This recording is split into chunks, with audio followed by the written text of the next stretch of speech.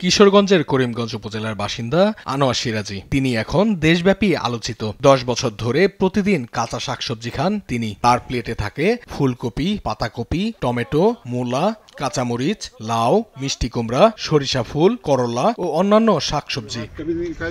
১০ বছর আগে একটি কঠিন রোগে আক্রান্ত হলে ডাক্তার ও পরিবারের সদস্যরা তার বাঁচার আশা ছেড়ে দেন, কিন্তু ডাক্তারের পরামর্শে শাকসবজি খেয়ে বেঁচে থাকার আশা পান তিনি। এরপর কাঁচা শাকসবজি খেতে শুরু করেন।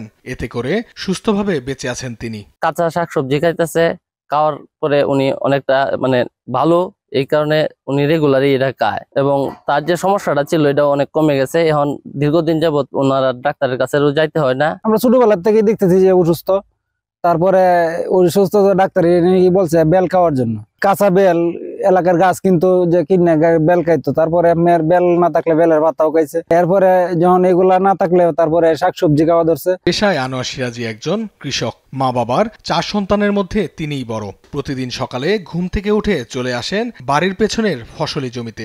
সেখান থেকেই সবজি তুলে নাস্তা করেন তিনি। এরপর নেমে পড়েন জীবিকার তাগিদে। কাঁচা খেয়ে ফেলার ফলে সরাসরি জীবাণুগুলো আমাদের শরীরে প্রবেশ করার সম্ভাবনা থাকে এবং এর থেকে বিভিন্ন ধরনের রোগের সম্ভাবনা, তাছাড়া বিভিন্ন মেটাবলিক ডিজিজ, যেমন লিভারে কোনো প্রবলেম হতে পারে, কিডনিতে স্টোন হতে পারে, তারপর কিডনি বা লিভার বিকল হওয়ার সম্ভাবনা আছে। এই জন্য কাঁচা শাকসবজি বা কোনো খাবারই খাওয়া উচিত না।